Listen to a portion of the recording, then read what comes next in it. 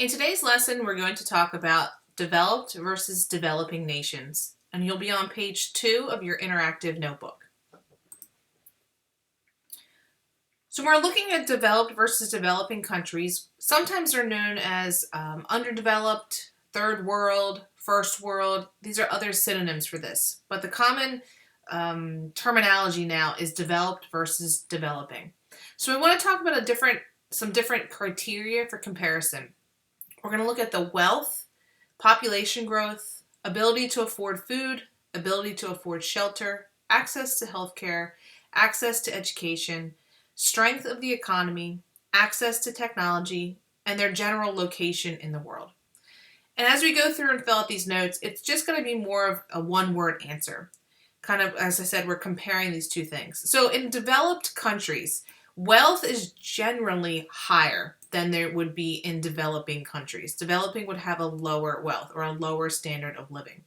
Think about the economies are usually stronger in a developed country, not as strong in a developing country. So the access to wealth is going to be higher in developed, lower in developing.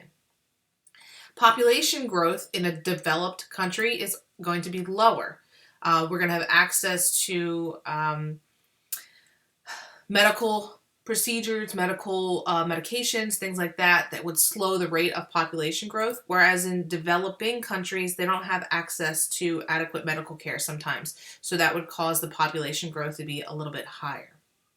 The ability to afford food is going to be higher in developing or developed countries and lower in developing countries. Your ability to afford shelter or a place to live is going to be higher in a developed country and lower in a developing country. Going along with what we said with population growth, your access to healthcare is going to be higher in a developed country and lower in a developing country. And again, also, your access to education is going to be higher in a developed country and lower in a developing country. The strength of the economy, and again, going along with that wealth, strength of the economy in a developed country is going to be strong. A developing country is going to be weak. They're very dependent on the other developed countries, possibly giving them aid, giving them money to strengthen the economy, things like that.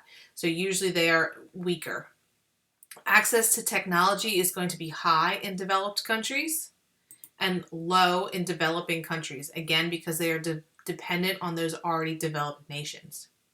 Finally, where are they located in the world? Typically, developed nations can be found in our more northern and western hemispheres. So think North America, the United States, Canada, Mexico, Great Britain would be in the western hemisphere, but also in the north. So think of those, typical developed nations. Your developing nations are going to be found more in the southern hemisphere and the eastern part of the world. So think South America. Now there are going to be, think South America, parts of Southern Africa, parts of Indonesia, things like that.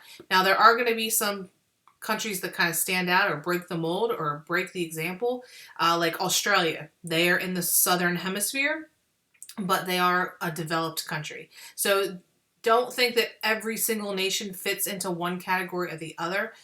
When we talk about location, there are a couple people or a couple countries that kind of break the rule, we'll say.